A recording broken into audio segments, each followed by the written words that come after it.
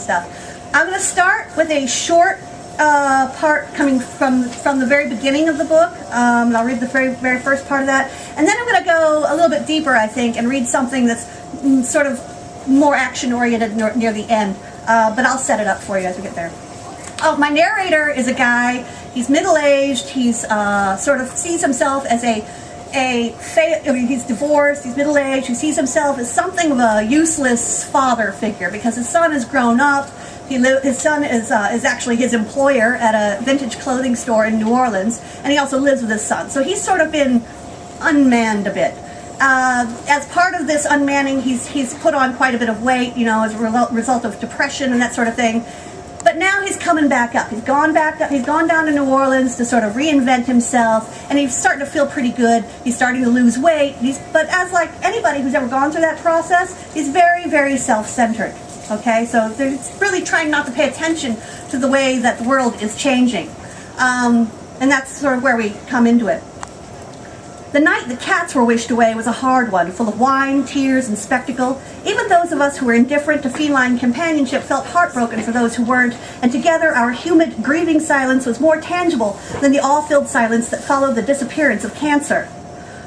Despite the media promise that Japanese scientists were hard at work trying to re-engineer the common house cat, my beautiful neighbor Pebbles had lost her faith, burning all of her leopard-spotted, tiger-striped panties and bras in a small, neat fire out on the banquette in front of our building on Esplanade. The flame-crumpled rayon impressed me enough that I drained a bottle of Cabernet in tribute.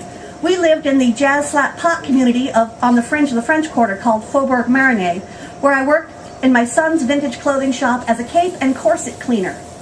Thus, my interest in her underthings was mostly professional.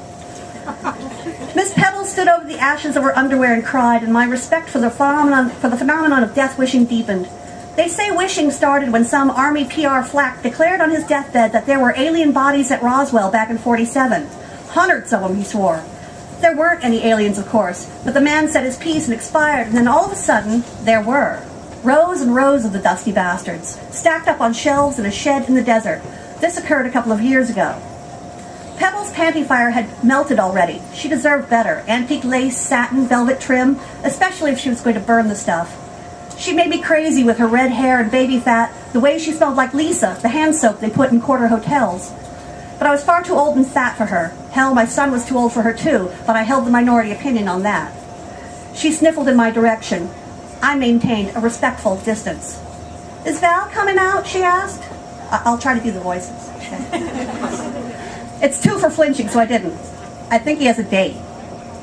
It no longer burned me that she had a thing for my son Val. I was quite comfortable dividing my fantasy from reality, and to a certain degree, I preferred my love life to be all my own, compartmentalized, unrequited, and unspoiled. I had been married long enough, then divorced long enough to appreciate the benefits of a purely invented reality. But human invention has its limits.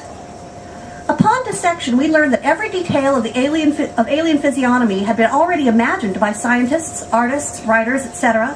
It was all very exciting, but ultimately there was nothing to be learned from hundreds of copies of an all too generalized ideal. The aliens didn't come from anywhere, and they couldn't tell us anything we didn't already know.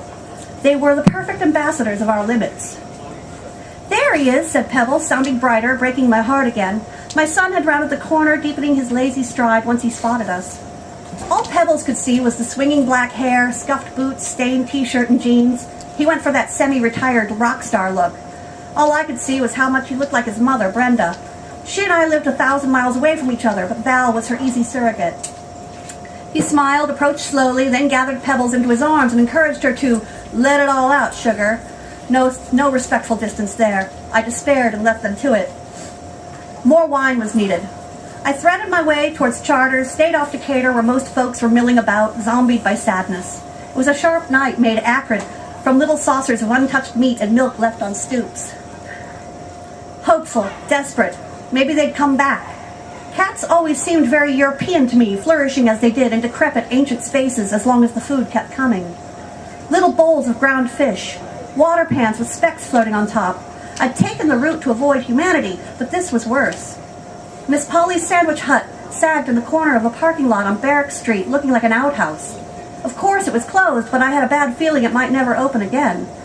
Miss Polly owned 5 cats, all of the matted hair, diseased eye variety. That's 5 we knew of.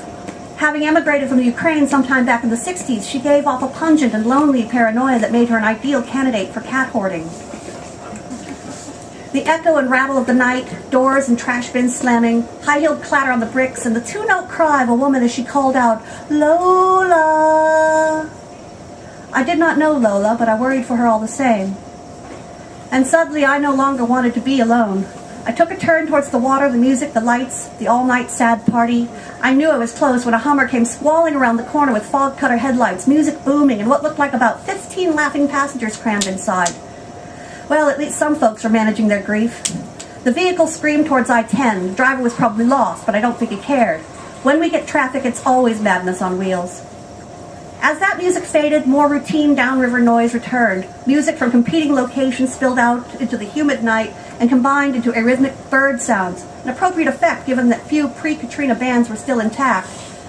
The players who returned and the ones who never left reassembled themselves into all-star collectives, and a lot of 17-year-old ingenues found themselves filling in at legendary venues. Latin music was getting big. Latin players even bigger. Interesting times. Opportunity and broken dreams go hand in hand.